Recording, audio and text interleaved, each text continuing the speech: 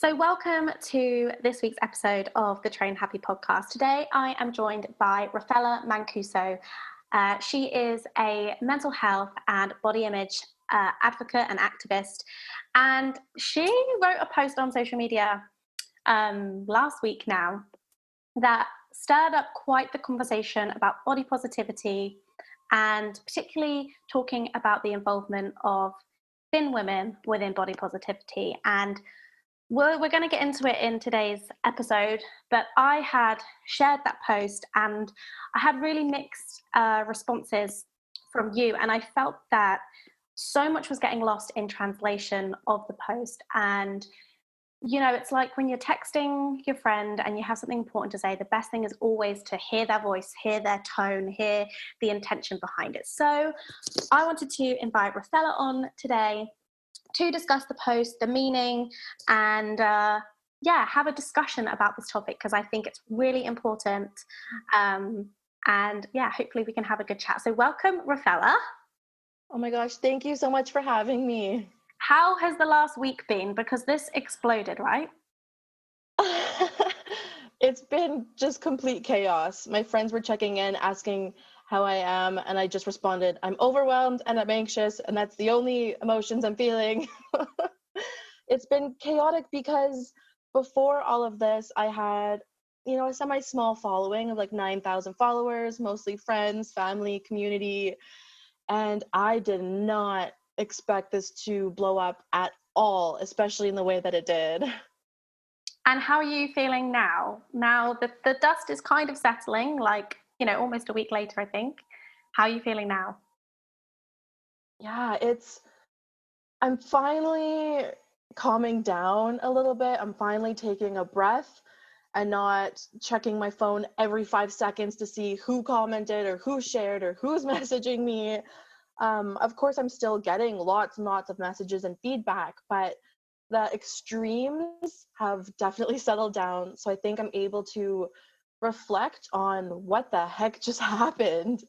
Yeah, and I suppose this is still like a relatively time, we're fresh off kind of this post and the kind of discourse that's happened since.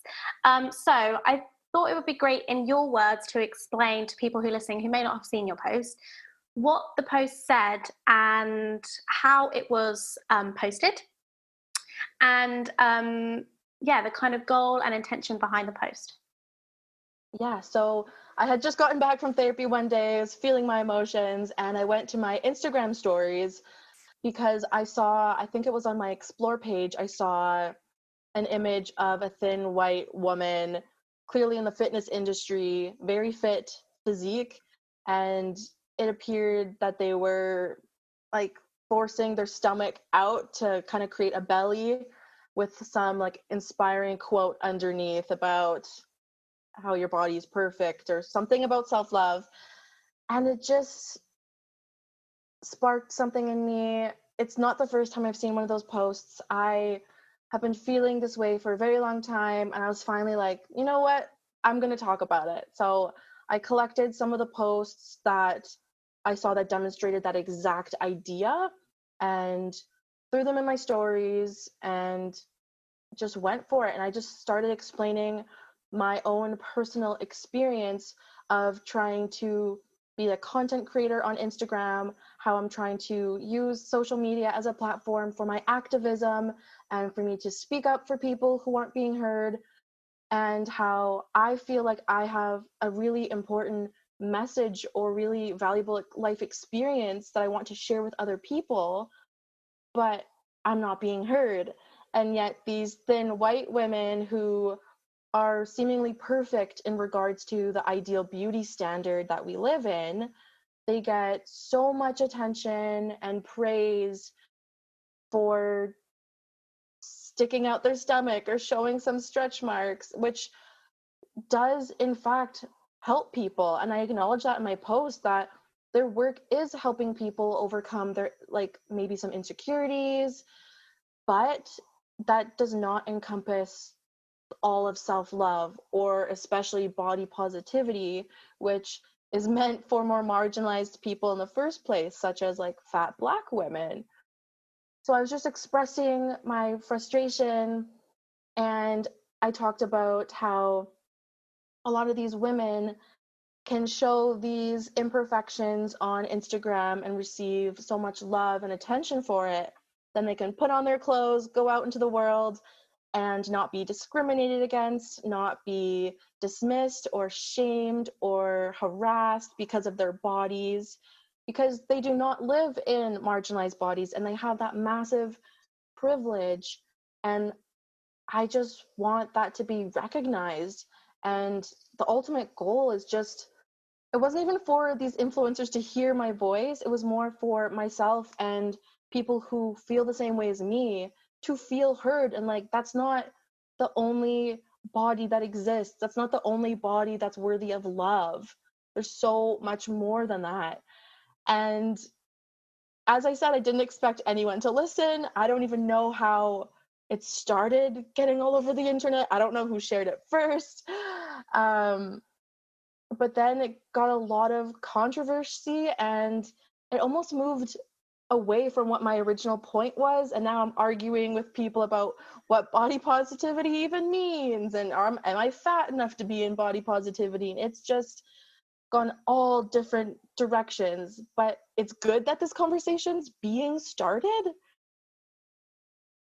Yeah, I think, is that what the post was? Oh, and then I made a follow-up post because that one was all just in text. And as you said, if you're not hearing someone's voice and tone and intentions, you could totally misinterpret what they're saying. So I did a follow-up video just kind of explaining that I'm not trying to shame anyone here. Everyone is so allowed to be open about their insecurities and love their body. And I'm really just advocating for more marginalized voices to be heard in this space.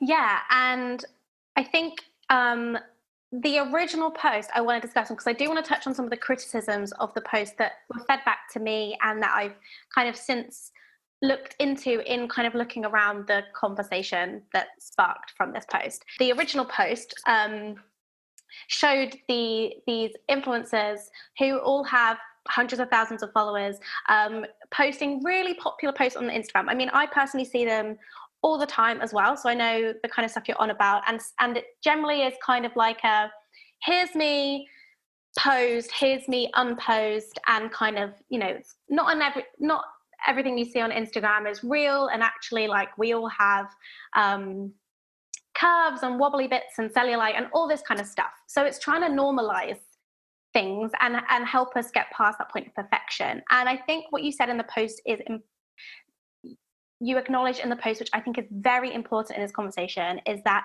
those posts do help people. And I know that people who follow me like those posts, and people who you know, when people talk about my work, they often group me with other people who create this kind of content. And I think it does really resonate with people who found it really hard to accept their bodies. And I think one of the criticisms of the post, and I think what people felt upset about, was that I think people felt that it was shaming these women by using their content in your post, which was their content, and using them to kind of make a point, and without their permission. And I think that was the general criticism I got, and people felt it was unfair to, because I think coming at that post with the lens of, you know, I'm a thin person, you know, me speaking with that, I could read that post being like, I've actually just started to accept my body, and these people really helped me to accept my body, and now you're telling me that those people aren't allowed to make those content and that that's not enough. And I think so before I start rambling on, two things: would you make the post in the same way again? Would you use those same images to demonstrate the point? And what do you think about the role of those type of images and helping people on their body image and body acceptance journey? That's such a good point, and that is a big criticism I have received and I've thought about and felt shame for. And I had to kind of sit in that discomfort for a second and say, okay, like, do we need to like, do we need to own up to something? Like, did we do wrong by these women? And I thought about it and like, okay, if I made that post and didn't include those images, it wouldn't have gone anywhere, you know? Mm. Or if I tried, some people said like, oh, why didn't you do this privately? Why didn't you just message the influencers privately? And I also talked to the Bird's Papaya herself about this. And I said to her, I'm like, you wouldn't have seen my message. You have like thousands of messages a day, and mine would be at the very bottom of the pile. You would not have seen it. This would have gone nowhere. And as I said to you earlier, this wasn't really about them. Like, yes, it is about like, hey, we need to recognize what's happening here. And I would love if they could acknowledge their privilege, but it was more about the awareness of everyone else watching them and watching me and seeing that they don't have to represent a whole movement or every body, and that there's more to it, and that there are voices who aren't being heard. So it's interesting in that sense that, like, I do feel bad for using their photo without their permission, because then some fitness guy used my photo without my permission in a video where he's slamming me, and it was really horrible and I hated that. And he had like millions of followers, so it was just brutal. So I guess in my mind it was never like, oh, I have this massive platform, I'm going to put these influencers on blast. It was, I have 9,000 followers, I've been talking about this for years. I didn't think it would have been a big deal. If I had known of what was going to happen, yeah, I probably would have messaged all of them, been like, hey, I'm going to make this post, hope it's okay. But I just didn't know. I think it's interesting that you've had like a similar experience. And I think even within my friendship group, we were divided amongst opinions on this. And, you know, I got where you were coming from, and so I defended that with my friend, and she was upset with me that I hadn't acknowledged that that had caused other people shame and pain. And I think it's really hard. And like you said, it's an overarching conversation that wasn't necessarily about these individuals. It's really Mm-hmm. broad. It's a really broad conversation that was just demonstrated. But my friend said, how would you have felt if my pictures had been used? And I had to sit with that as well and kind of think, I would have, if you were upset, I would have been upset for you. So, but I also get that I think we're going to make mistakes in activism, in advocating for people. And I think having these kind of conversations, I'm not sure, I don't know if you can have the conversation to this extent without someone not being okay with it. Yeah. And I think, yeah, I think you, I mean, you're speaking about therapy, and I know you're a big mental health advocate. And I think one of the things I learned in therapy is like, you can't control how people are going to react to what you put out there, and you can't control how they're going to take it. And you, I don't want to put words in your mouth, but I feel like what you're saying here is you didn't understand the extent to what that it would reach. And I also imagine, because I know that one of the particular people in the post had said that they felt really crushed by it, but I also think they were particularly crushed by the response from a community going to their page and therefore and saying, you know, telling them they were wrong and sending hate and sending things, which once again, you didn't control that. I don't think you didn't tell anyone to go do that. You didn't point anyone in that direction. I think that was a result of something that you didn't know. It's like you pushed the first domino and then all the other dominoes fell. And I think you don't know what's gonna, you don't truly know what's gonna happen. So I think it's really good we're addressing that part, because I think that's the part that people felt hard done by. And so let's get on to this part of those kind of that kind of content helping people on their body image journey? Because I think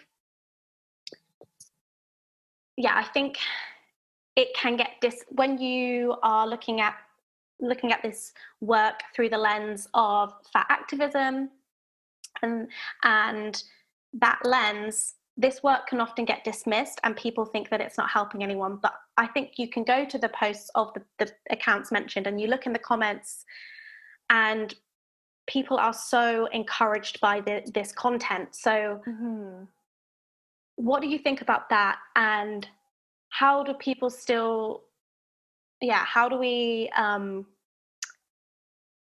consume this content with awareness?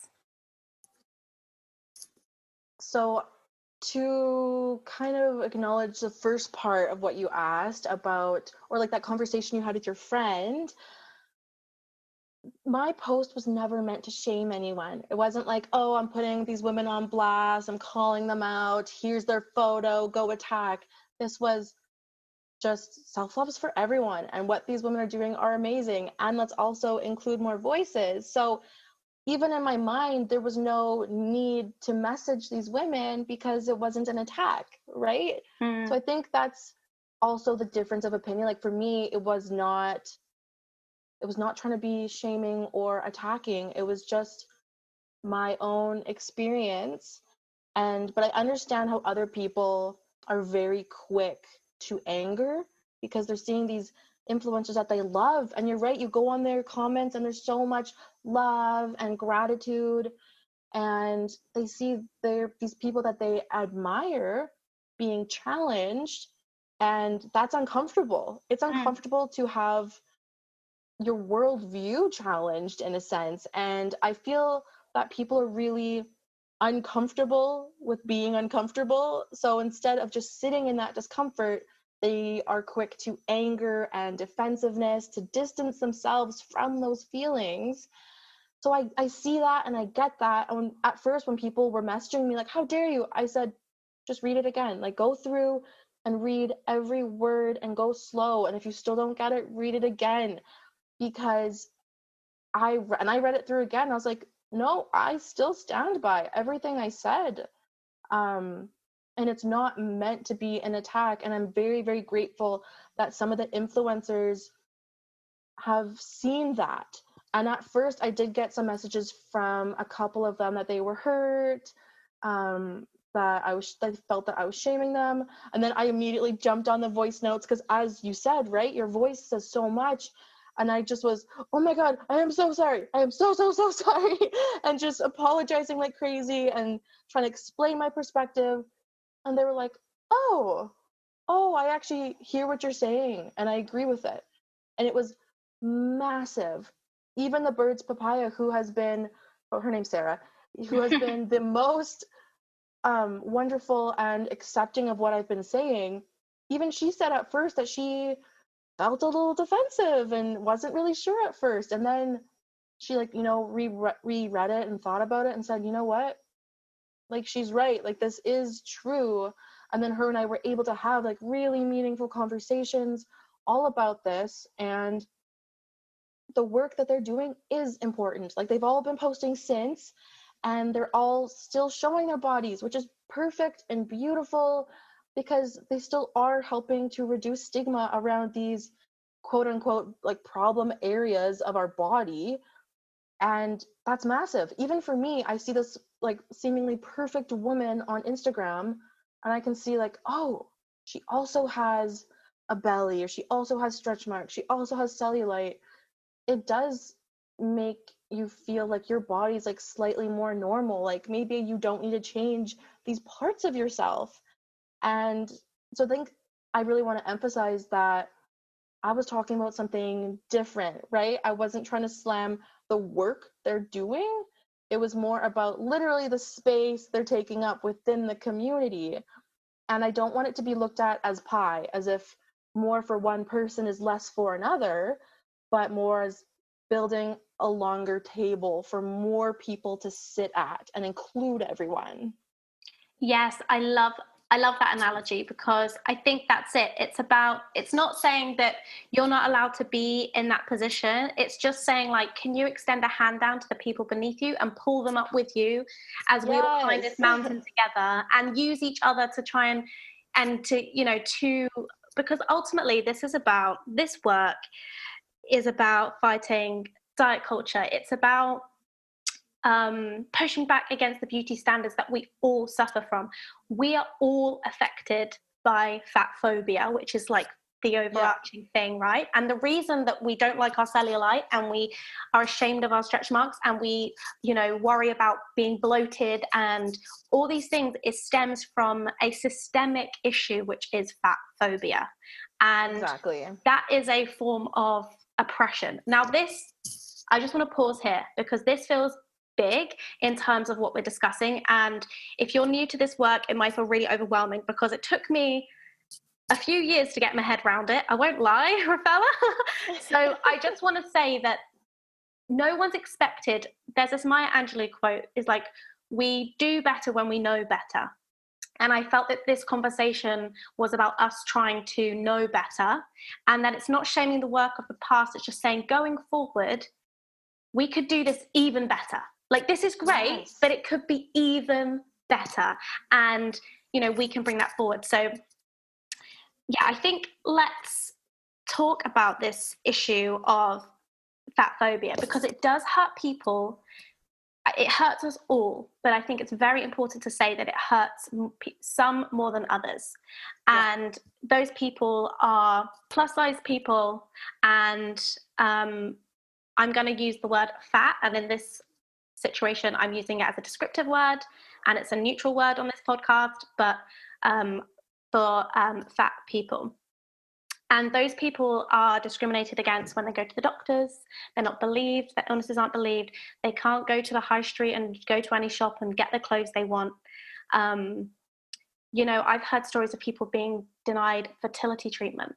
Imagine being told you're not allowed to be a mum because of the size of your body. Like, I've heard of that too. Truly one of the most gut-wrenching things I've ever heard. And the extent to which people will go to try and access that treatment. You can sit in any seat and know that it's going to be fine if you're thin. And if you're in a bigger position, going on a plane is a really intense experience, because people make comments. A person can, we're going to get into privilege, but like, I think it's important that we need to be aware that there are people who experience this fat phobia to a greater extent, and yet it does affect us all, particularly, even of those of us who are in thin bodies.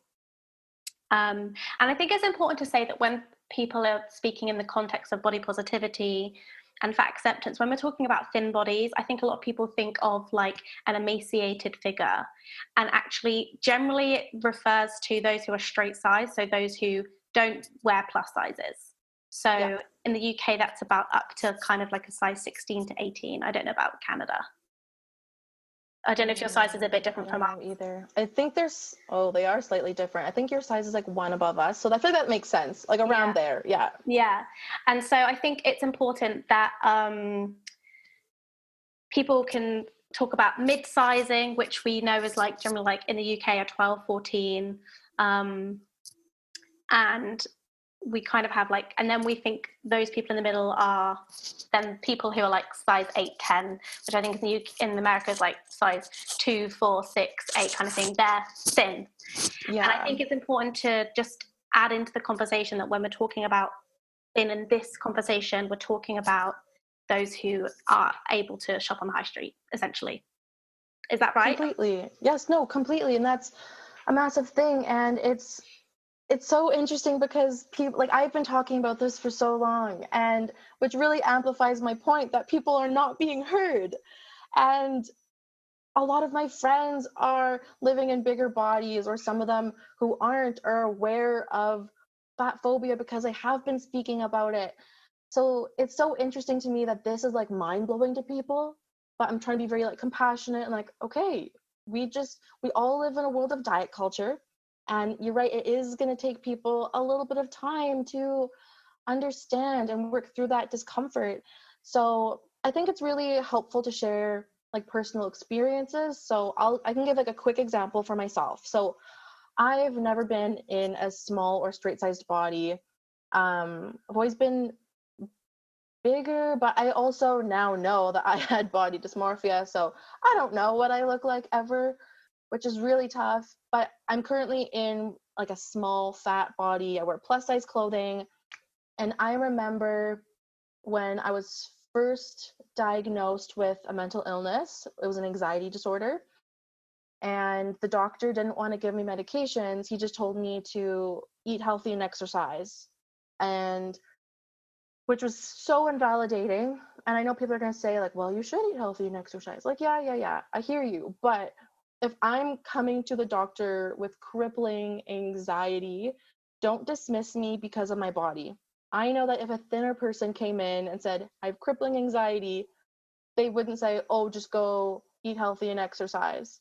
They would actually take their concerns seriously.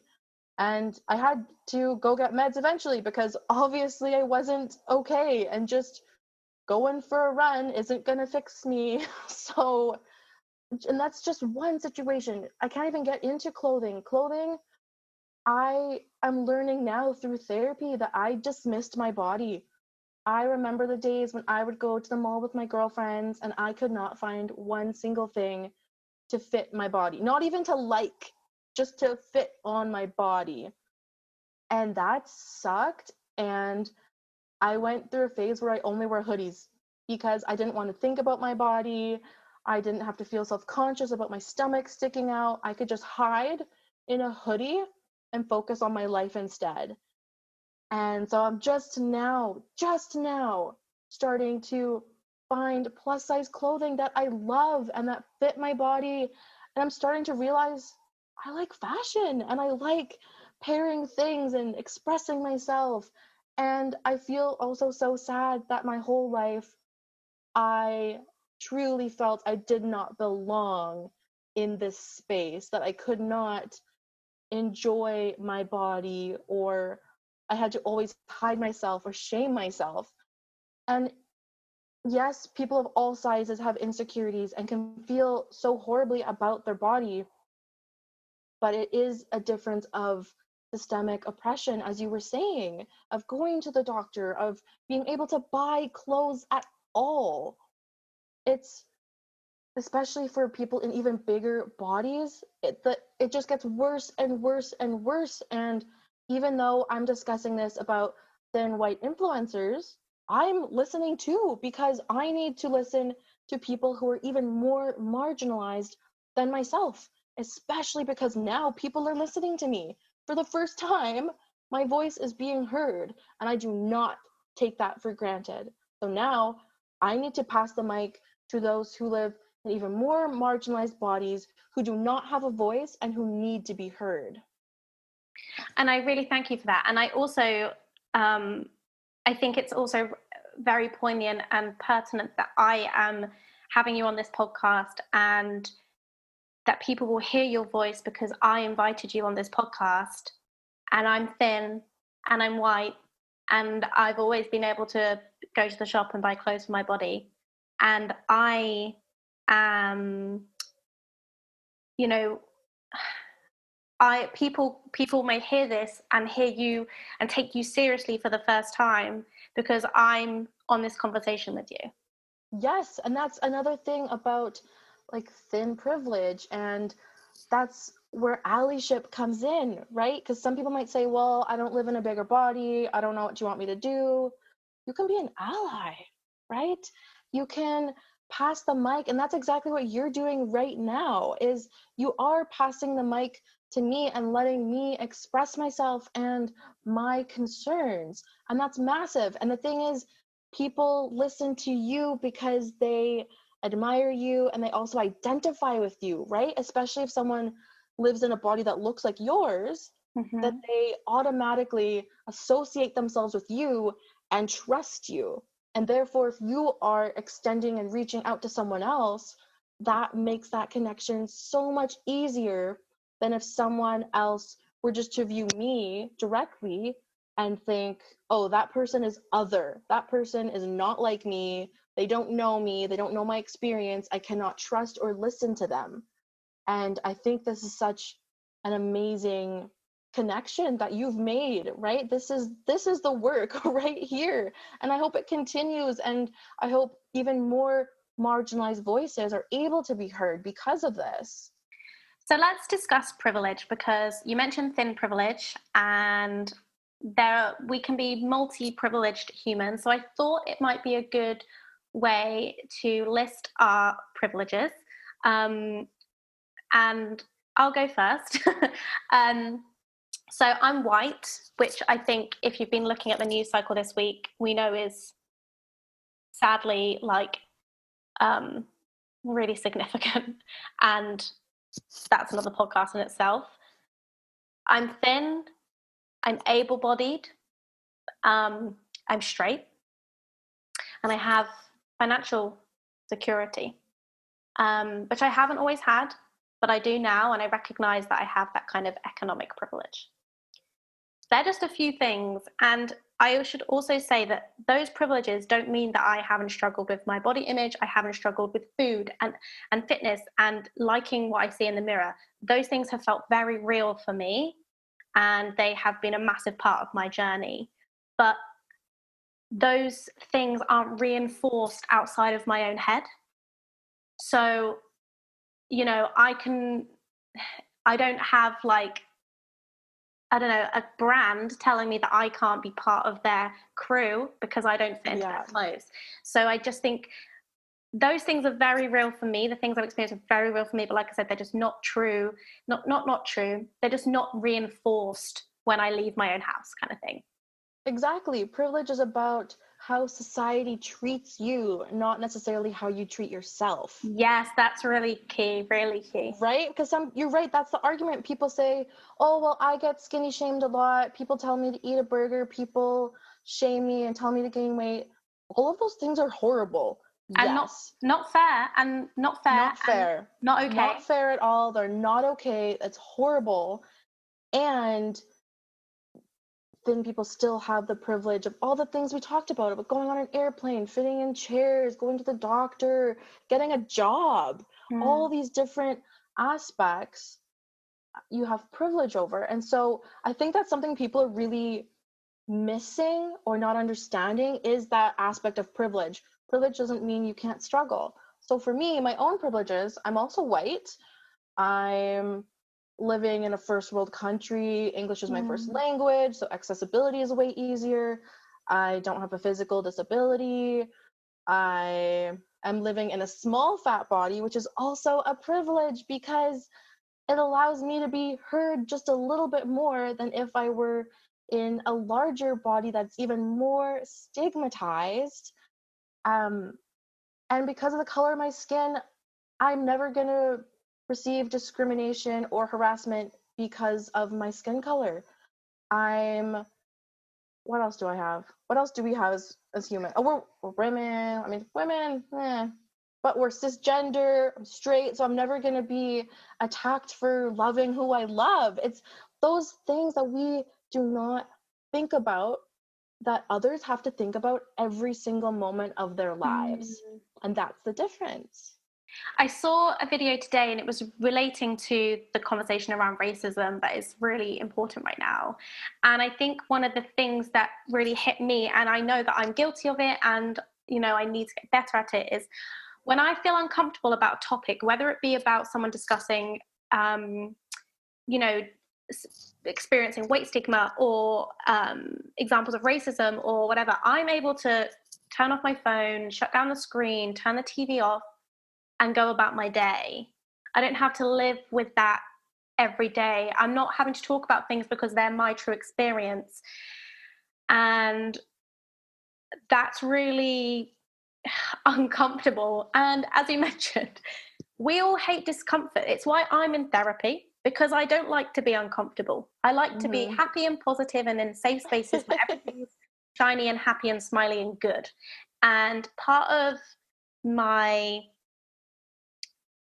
my own journey has been learning to be uncomfortable, but also uncomfortable in the sense of the worldview that I have and broadening that worldview and not turning away when things are tough and actually figuring out, rather than me just saying like, oh, that's someone else's problem, figuring out like how could I help that situation? What could I do better to prevent that situation from happening in the future? Yeah, exactly. And I think that's a massive part of that privilege piece. And I think let's talk about like the practical steps of using that privilege, because I felt that your post, the great thing about it is I think for me the message I took was like, I just would love people to acknowledge their privilege and then just use it, and just like we said, like pull those other people up to the table and lay them a space. you know Serve them the food. And that's something that I'm really not pretending to be perfect in this situation, because like goodness knows I could do much better, but little things that I am learning through on the way. If people have Train Happy, so this is the Train Happy podcast, the artwork for the podcast shows people from different backgrounds and different ethnicities and doing different sports in different bodies.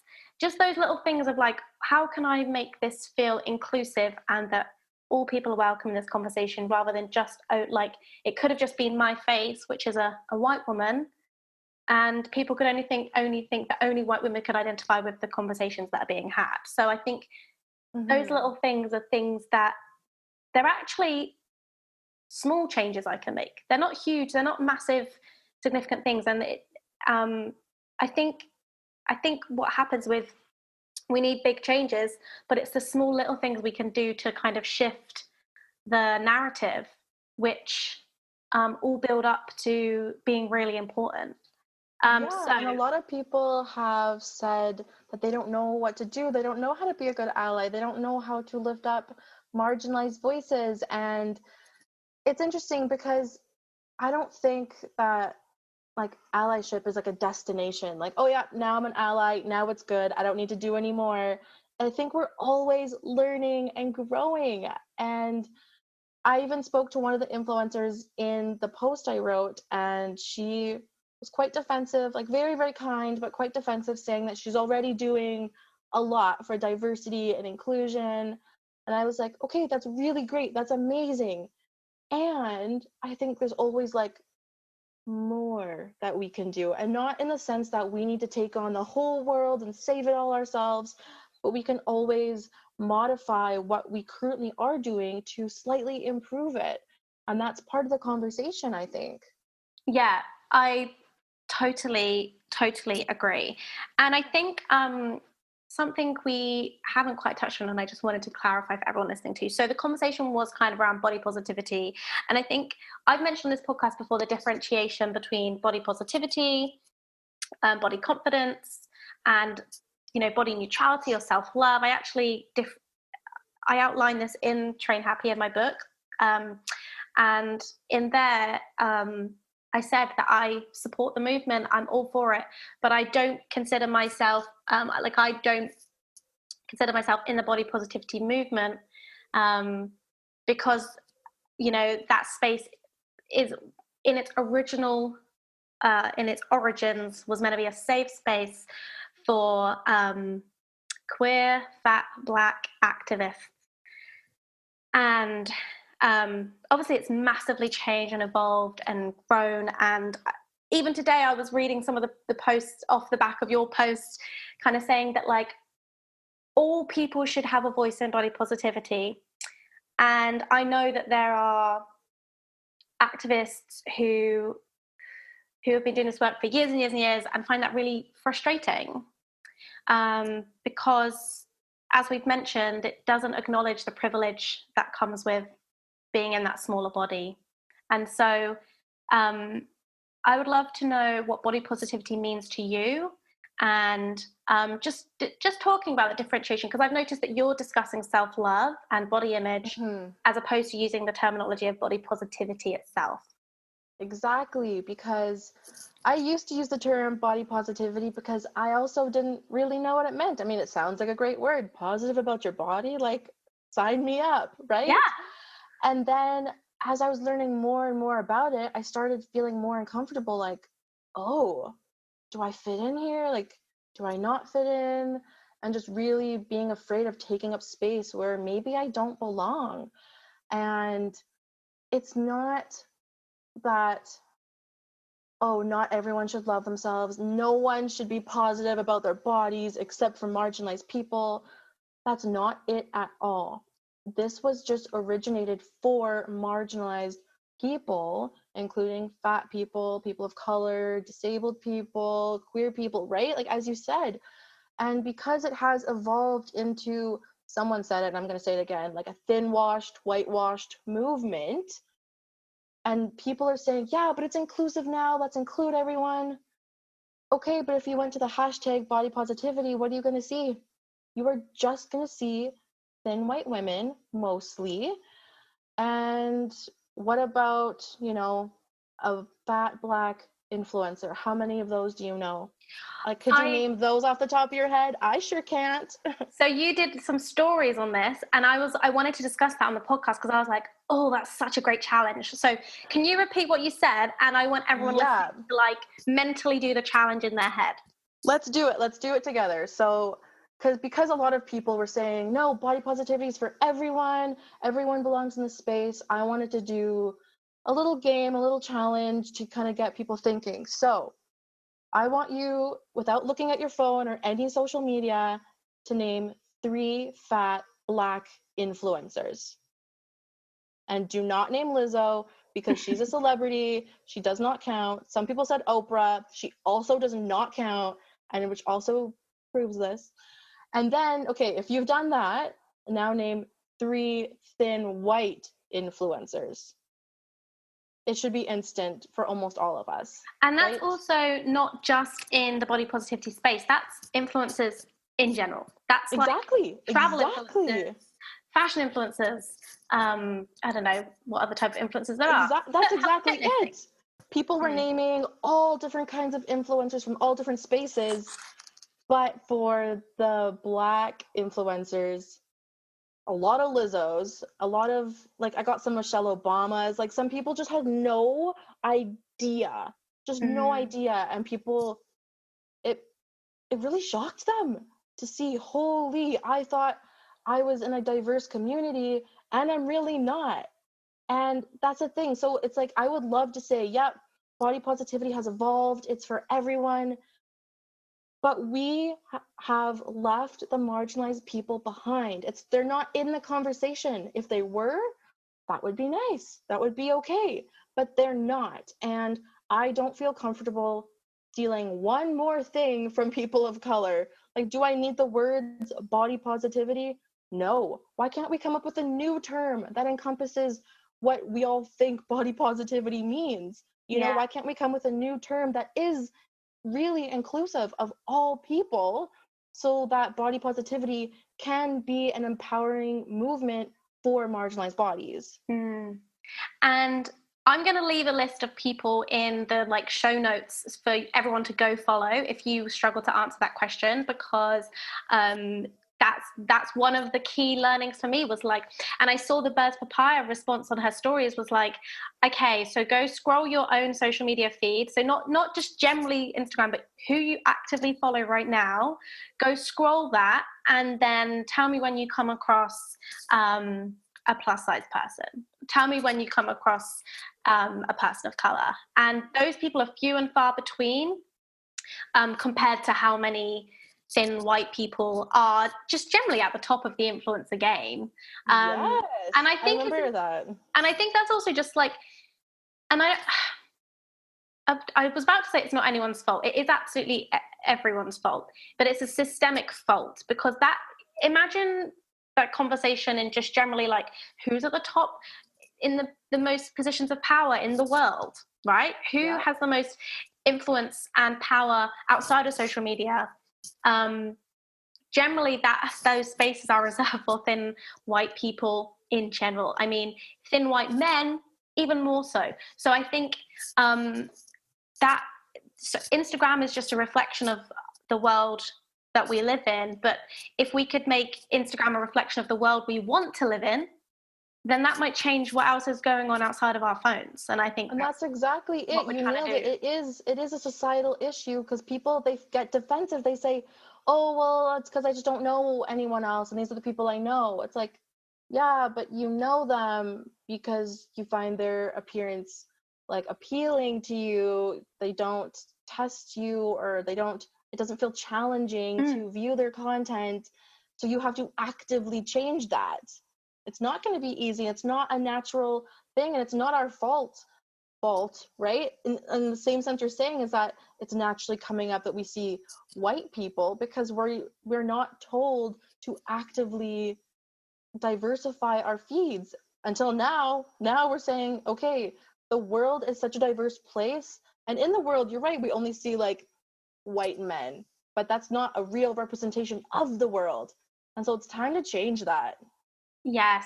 And yeah, and I think that's so important. So I think, so from my own experience, I often, by the way, I also always in any press articles, anything, when my book came out early this year, everything was said that this is a body positivity book. This is a body positivity. She's a body positivity activist, and she's a body positivity personal trainer. And I'm very careful to never use that label for myself. I've never once said I am. I've never once claimed to be. But I think it's the misconception that just generally we're like, oh yeah, body positive people are just people who like want to help people celebrate their bodies, like, and be positive about themselves and just like feel good. And it's just, there is a differentiation, and like that whole thing has been filtered like for so long now. So I also don't blame anyone for thinking it was feeling positive about your bodies, because that's what we're being told, like in a wider media sense, that's how body positivity is positioned. So much of it's getting lost. So I also don't want to shame anyone for not knowing that, because once again, as we've said, like the people who have been banging this drum for years aren't being heard. And so now we're able to kind of hear from these people and understand it. We can do better. Now we know better, we do better. Motto of the podcast, motto of this episode. Yes, exactly. I agree with you. And I should just add as a PS, do you have the book Untamed by Glennon Doyle? Have you heard of it? No, but I've heard it's amazing, and I wonder if I could find an audiobook version because I have ADHD, so reading's really tough for me. I just can't pay attention, but I would love to get that information in my brain somehow. Well, if anyone else is reading it who's listening, I'm not quite finished, but there was one particular story. It's kind of broken up into little stories, so actually it's quite good to you can read a page and put it down because that's the section finished. Oh, okay. But this particular section was called Racists, and the whole story was about Glennon, who's a thin white woman, discovering racism and white supremacy, and how she becomes enraged and launches into activism, and through the activism realizes that she was actually doing she needed to learn to get better. And she spoke about, in the context of racism, saying it's the air we breathe. And I felt there were so many parallels between that story. I'm probably not doing the story justice, but there's so many parallels between that. And I think it's important to say, like, fat phobia and weight stigma, whatever you kind of phrase you use, it's the air we breathe, unfortunately.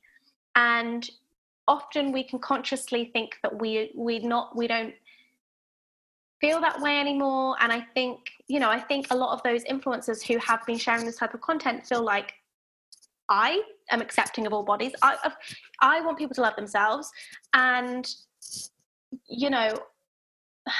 but it's the air we breathe, right? And so you can think you've done some of the work, and then because it's so ingrained within us as people, like, we realize actually there's more and more work to do. And I felt that your post was a reminder that it's the air we breathe and we can't get complacent.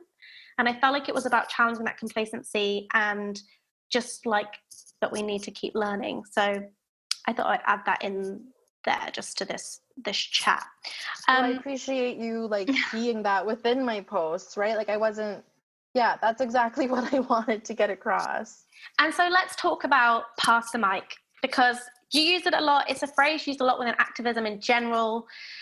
I want to know your thoughts on it, and I want you to tell us how, whether we have a following or not, how we can pass the mic in our lives, just in general. Yeah. So a lot of people are getting confused with pass the mic because they're saying, well, I don't actually know anything about what it's like to be a person of color or to be living in a fat body. So how can I speak to these issues? And I'm saying, no. That's you speaking into your own mic about something else. You're going to take your mic and you're going to pass it to someone who does not have one, who is already screaming into the abyss and needs to be heard. And it's not saying that you need to throw the mic away, never give it back, never speak into it. It's like, okay, you have this privilege, you have this ability to be heard with your microphone. Use it for what you need, and also recognize the person sitting next to you does not have one. It's just about sharing, not giving up. We're just sharing. We're going to pass it over. Let them be heard themselves. Let them speak their truth and keep that message going. And that's something that I think a lot of people have been confused about what that means, how they can do it. So, and people have been coming up to me asking, okay, great, I'm on board. Now what?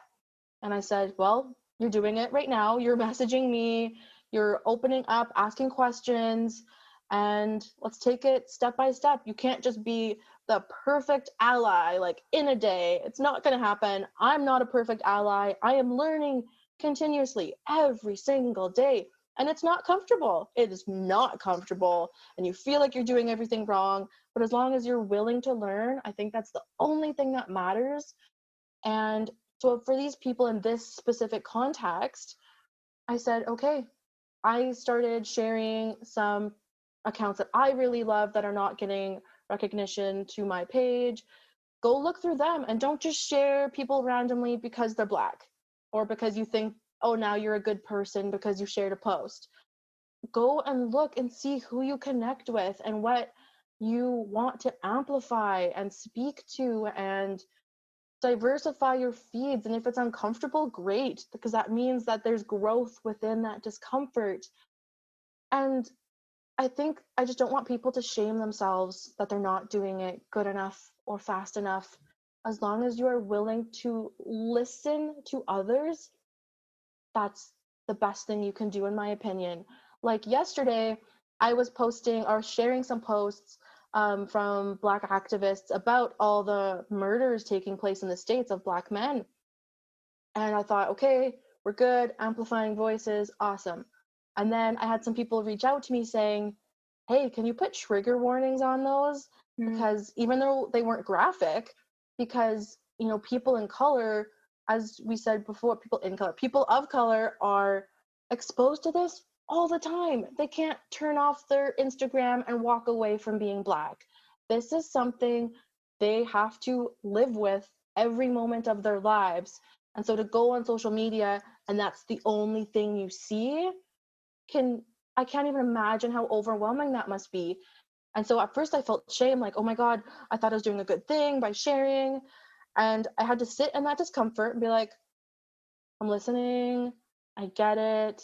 Okay, now we're gonna do better. So the next post I posted, trigger warning.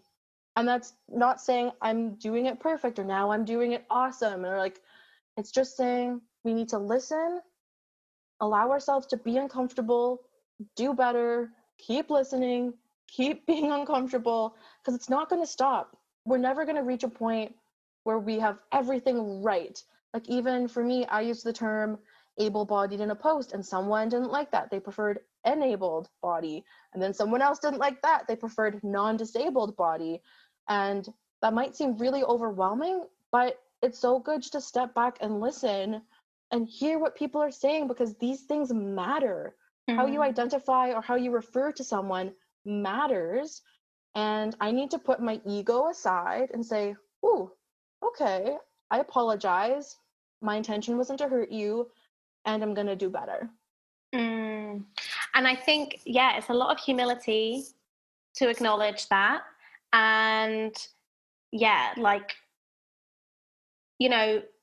like I said, holding multiple privileges, there's certain things that I'm just terrified of saying or speaking or doing something because I'm going to get it wrong. And I said before we started recording today, like, I totally understood the sentiments of your post and have felt similarly. And yet I was really scared to bring up that conversation because I knew it would be challenging. I knew it would be uncomfortable for me. And I knew not everyone would like me because of it, right? And even sharing your post, people didn't like me because of it. But they don't like me either. They well, don't like me either. It's fine. You know what I realized? To me, that's really important because for me, that discomfort of not being liked or people not being happy with me because of something, I can deal with that. But what I can't deal with is the systemic oppression. Like, I can kind of, what's the word I'm trying to look for? I can take that hit, right? Because it's worth it for those people who aren't able to be heard, who are marginalized, who can't afford to opt out of the conversation. I can afford to opt in, is what I'm trying to say.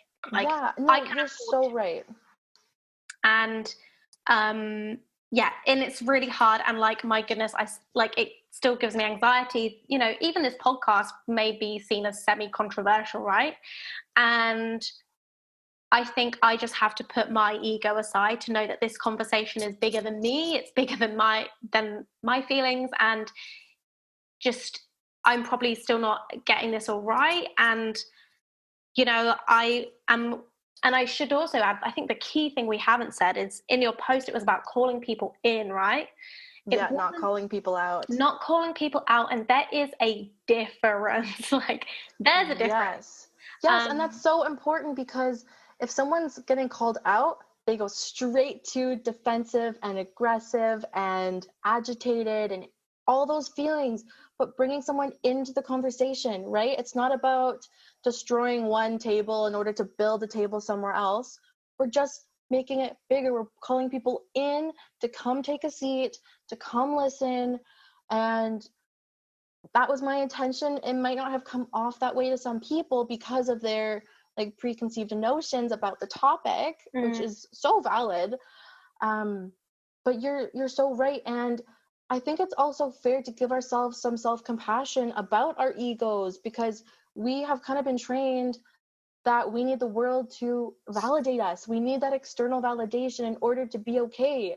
And you have a massive platform, so you have something to lose, right? Let's say if everyone left you, that is a massive thing. And that's something I've been dealing with, because I have received a lot of hate, a lot of negativity, and I've cried. It's like I've had to go through that process of crying for it. And now I'm coming back to, okay, what I post, like, some people might not like it. And maybe some people won't like if I start talking about mental illness, because that's also something I'm passionate about. But I cannot live my life for others' validation. I have to do what is right for me, and I have to live my life by my own morals and values. So having this conversation aligns perfectly with my morals and values, and this is why this is so important. If I was trying to pretend to be someone else and it's ingenuine and I'm doing it for other people, that doesn't bring you real happiness. Like, why would I use my voice or to my energy somewhere where it doesn't actually matter?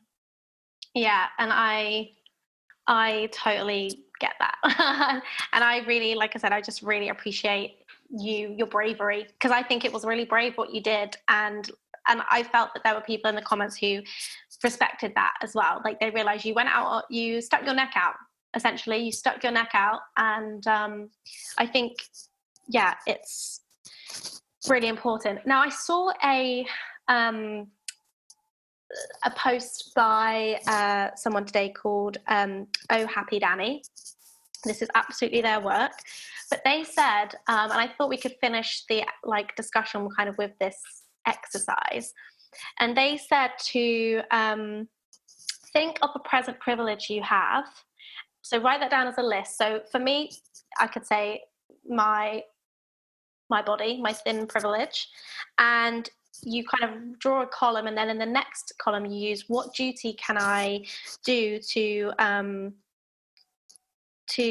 what did she say? What duty can I do to use that privilege to help amplify those who don't have the same privilege, right? So I could write down my privilege and be like, okay, as a thin woman, I can celebrate plus size people on my platform, for example. And as a white woman, I can talk about racism and share the work of Black activists. So those are things I could do. And I was like, yes, that's such a practical thing, because I do think that when you're confronted with all this stuff, it's so overwhelming and you're like, I've been doing this all wrong. Am I a terrible person? I don't know where to go with all this stuff. Like, this is a lot of information to take on board. I don't know what to do. How can I be better? And I think just literally writing it down and just really thinking okay, so if I've got that privilege, who doesn't have that privilege and how can I help them? I was like, yes. So I wondered. That's massive. Yeah. That's a massive exercise, especially to have it all written out in front of you. And it's not someone screaming at you about your privilege. It's you doing the self-reflection and recognizing, okay, I have white privilege. I don't need to worry about the safety of my family every day. All these things are I have thin privilege. I can go to any store and buy anything I want. How can I help people who can't? Maybe that's by reaching out to companies and asking about them developing more inclusive sizing, right? I think we can really get into it instead of just saying, well, I don't live in that body, I can't do anything. It's saying, what can I use my privilege for? Yeah, and I think it's if you've got it, use it. If you've got it, use it and use it meaningfully. Because I think you're right. So little things, for me, it's just saying when in this fitness influencer space, brands may reach out and say, hey, would you promote my activewear? And I'm like, cool, what sizes do you go up to, as you said? And at the moment, we're not getting enough brands with inclusive size ranges, which I think is a disgrace, because you're telling, that's a whole other conversation of, I get so angry that people throw health and fitness at people in bigger bodies and then expect them to work out in no clothing. Oh my God. I think that's even for me. I'm I want to move my body. I was going to yoga class. I'm Kate, I need some clothes. And I'm I don't want to be in tight, restricting clothes. I want to be able to move. And I love that you're talking about that with brands approaching you, because that is something that influencers can do right now. When brands approach, you can ask them, and maybe you're not in a financial position to turn it away, but you could say, yes, I'll work with you.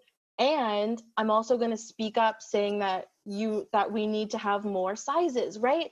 It's not about having to turn away all the opportunities necessarily if that's not what position you're able to be in.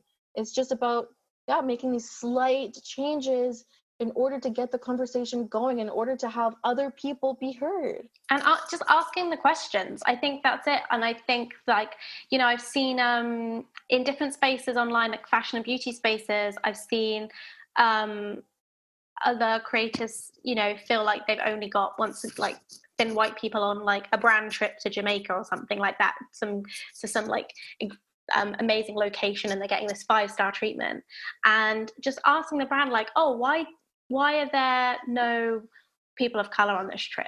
Why are there no people of diverse bodies on this trip? And I think it's just asking that question, and it doesn't have to be it can be done, I think, in a constructive way. So, and I think there are people who absolutely have every single right to be angry. I think that's really important. But I think if you're able to have those conversations and be in positions where you can say, you know, I mean, one of the biggest fitness magazines in the UK is Women's Health, right? Just say like, excuse me, I would, the editor has a big profile online. Just leave a comment just saying like, I would love you to have a person of color on your cover. I would love you to have someone in a plus size body on your cover. And that's just a little Instagram comment you can leave. Like, they're just little things you can do. And all those things could build up to making a change that you might not even realize, that might have just planted a seed in someone. And I'm like, Exactly. oh, I hadn't considered that. Because a lot of this is because people just haven't considered it, because it's outside their life experience, so they just haven't considered it. And that's why conversations like this are important, because I hope it falls into the hands of someone who needs to hear it, or who is willing to let this information in. I'm honestly going to save this and just send it to everyone who comments me, like, just go listen, please just go listen.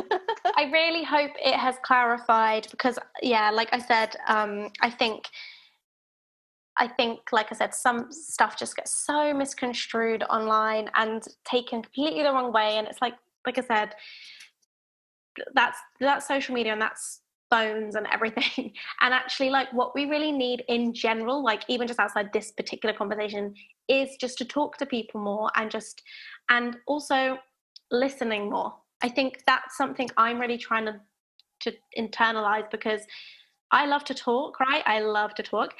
And I realized that, like, I need to listen to people's experiences, and I also need to just not speak for those experiences and let those people tell their experiences, right? And that's really hard when you are that you do these personality tests.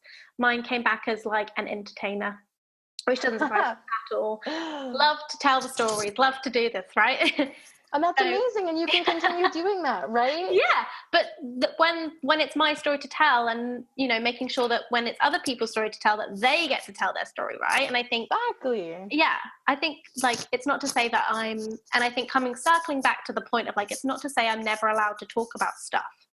I'm not like, I don't consider that I'm not allowed to talk about my bad body image days, but I'm doing that in addition to sharing this other stuff. And it's like they can all exist together. It's not one or the other, it's everything. But just making sure that, like, we're not only hearing one experience, only hearing one story.